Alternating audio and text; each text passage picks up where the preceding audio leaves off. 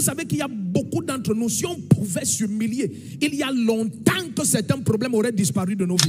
Saül ne souffre pas parce que le diable est fort. Saül souffre parce qu'il s'est éloigné de Samuel. La preuve, c'est que, aussi possédé qu'on le connaît, dès qu'il entre en contact avec les périmètres de Samuel, on n'a plus un possédé, on se demande s'il n'est pas un prophète. Si vous vous souvenez de quelqu'un comme Saül, on nous présente Saül comme étant quelqu'un qui était possédé à un moment donné. Mais de façon étrange, lorsque Saül retournait en contact avec Samuel, au lieu qu'on voyait un mauvais esprit se manifester, on voyait un prophète se manifester. Ça veut dire que c'est possible que tu aies la conviction qu'il fallait absolument David pour jouer de la harpe, pour calmer les démons qui oppressaient Saül. Mais j'ai envie de dire à Saül, pourquoi tu n'es pas rentré t'humilier devant Samuel? Si tu t'humilies devant Samuel, il n'y a même pas besoin qu'un David vienne jouer de la harpe.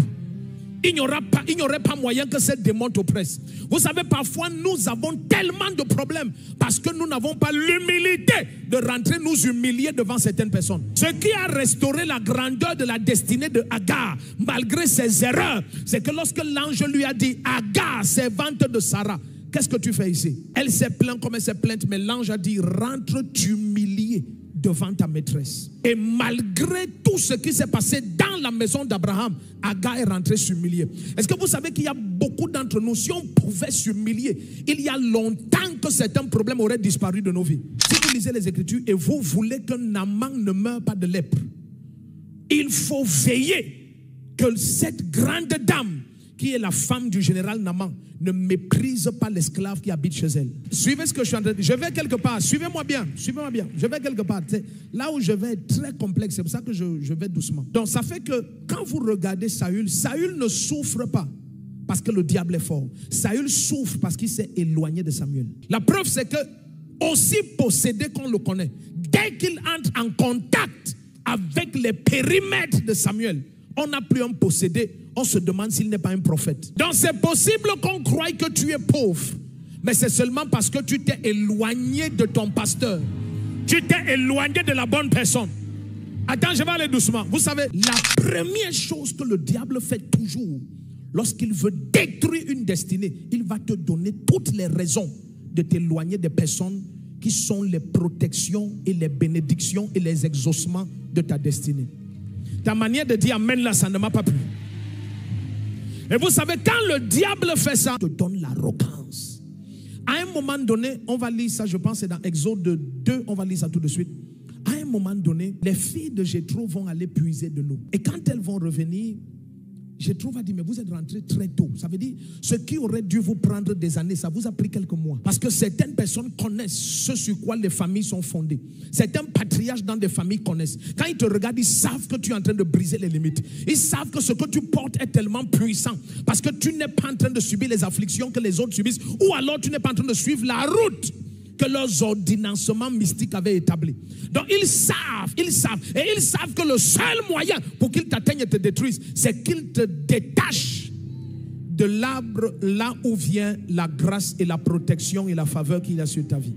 Alors suivez-moi bien, quand elles ont dit que nous sommes rentrés tôt, parce qu'il y a un Égyptien qui a combattu ceux qui nous attaquaient, non seulement il nous a protégés, mais après ça, il nous a donné à boire. Alors Jéthro va leur poser la question. S'il donc, il vous a délivré et il vous a protégé et vous a donné à boire, où est-il?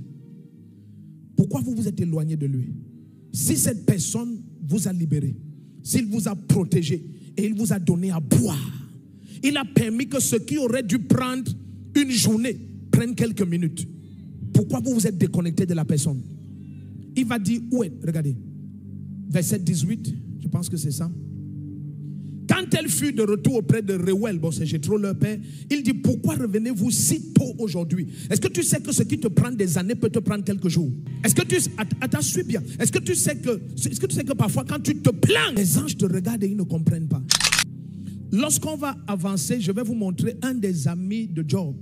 Un des amis de Job va dire à Job que j'étais dans ma chambre au moment où un profond sommeil tombe sur les hommes, et il dit, un esprit s'est approché de moi et mes cheveux se sont dressés et tout mon être s'est mis à trembler. Et il dit, et tout d'un coup j'ai écouté une voix. Donc suivez bien, ça veut dire que Job avait un ami que Dieu essayait d'avertir des malheurs qui allaient attaquer Job. Mais Job était loin de cet ami-là. Ah, les gens, s'ils ne sont pas... On arrive à ça dans Job 4. On arrive à ça dans Job 4. Et Job était loin de cet ami. Et parfois, tu vois, c'est l'aisance matérielle. C'est comme lorsque l'aisance matérielle a séparé Lot d'Abraham. Quelqu'un dit erreur. Lot ne part pas. Dis après moi, Lot ne part pas. Ce qui t'enfle d'orgueil et te fait croire que tu es arrivé. Après tout, il est loin. Moi-même, je suis loin. Dieu l'utilise, Dieu m'utilise. Hey! Hey! Hey! Et lorsque Lot s'est éloigné, c'était fini. Vous savez, Lot, c'est triste de dire ce que je vais dire. Lot a fini, sa femme une statue de sel, ses 2 filles l'ont violé et lui, il était ivrogne. Voilà la fin de Lot. Et la seule raison, Lot s'est séparé d'Abraham. Et si tu me permets, je vais aller jusqu'à te montrer toutes sortes de cas. Lorsque Satan veut te tuer, il veille à créer suffisamment de circonstances. Parfois, c'est toi qui dois avoir la sagesse que Dieu nous donne cette nuit. Attendez, suivez bien. Je m'en vais quelque part. C'est toi qui dois avoir la sagesse de comprendre que toutes ces situations et ces ragots, ces commérages, ces machins, tout ça, c'est Satan.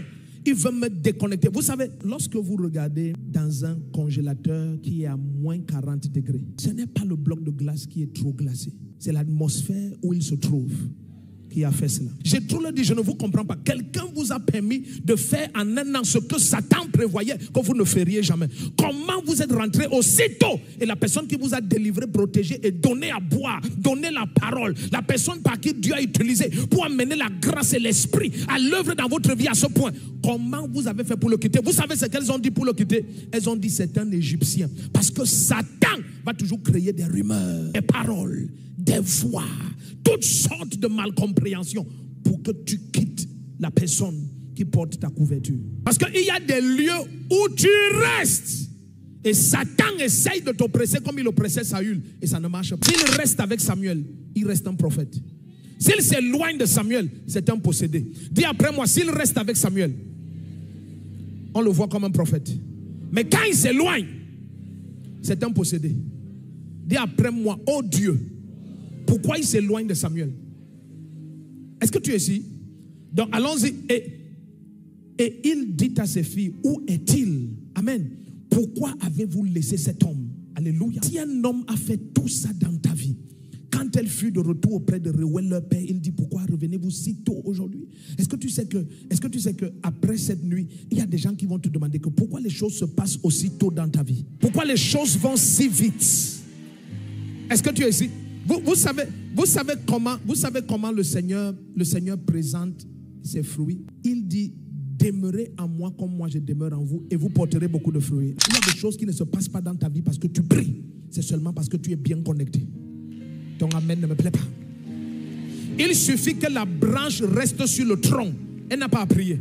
Et ce qui est étrange, c'est que tous les fruits du travail que le tronc fait, c'est la branche qui va manifester cela. Ton amen ne me plaît pas. Et je vois de glorieux fruits dans ta vie.